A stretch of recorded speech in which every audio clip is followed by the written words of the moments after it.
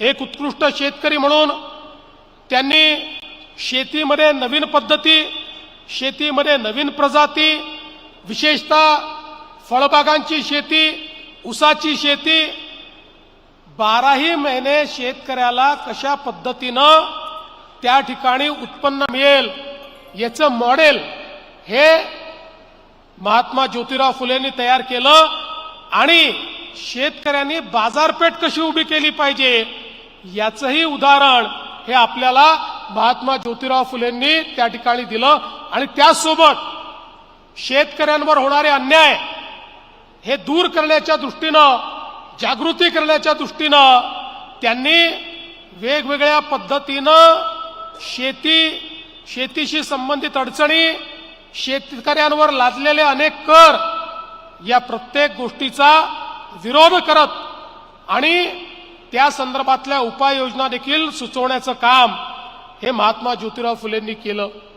शेतीचं क्षेत्र असेल किंवा उद्योगाचं क्षेत्र असेल, ज्याचा उल्लेख झाला त्या काळातली त्यांची कंपनी ही इतकी मोठी होती जी स्वतः उभी केली होती।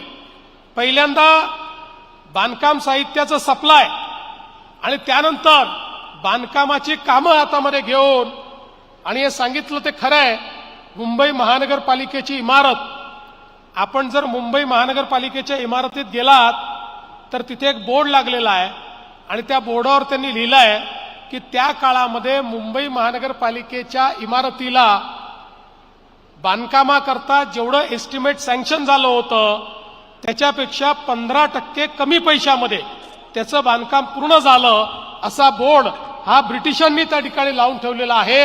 आणि ते काम करणाऱ्यांपैकी एक महात्मा ज्योतिराव फुले होते, ही देखील किती अभिमानाची गोष्ट आहे। भायखळ्याचा पूल, परळचा रेल्वे वर्कशॉप, कात्रजचं टनेल, येरवडा जेल, या अनेक गोष्टी त्यांच्यातलं जे एक ऑन्टरप्रिन्युअर स्पिरिट आहे, एक उद्योजक आहेत, ती उद्योजकता दाखवणारं हे आपल्याला त्या ठिकाणी पाहायला मिळतं।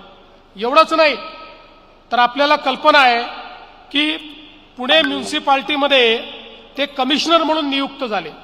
त्या काळामध्ये नियुक्त जे लोक व्हायचे ते कमिशनर म्हणून व्हायचे, सदस्यांपेक्षा त्यांना कमिशनर म्हटलं जायचं। 7 वर्ष पुण्याच्या नगरपालिकेचे कमिशनर म्हणून त्यांनी त्या ठिकाणी त्या नगरपालिकेत काम केलं। शहर विकास कसा केला पाहिजे, शहराचं नियोजन कसं केलं पाहिजे आणि शहर समाजातल्या प्रत्येक व्यक्तीला आपलंसं वाटेल अशा प्रकारच्या व्यवस्था कशा केल्या पाहिजेत, शहरात राहणाऱ्यांचे विचार हे खुले असले पाहिजेत, त्याकरता शहराची रचना कशी खुल्या पद्धतीनं केली पाहिजे, असं नगर विकासाचं देखील एक मॉडेल हे महात्मा ज्योतिराव फुले यांनी तयार करून दाखवलं। त्यामुळे त्याही क्षेत्रातले एक्सपर्ट म्हणून, तज्ञ म्हणून आज महात्मा ज्योतिराव फुलेंकडे आपण पाहू शकतो। अतिशय प्रगतिशील अशा प्रकारचा त्यांनी विचार केला।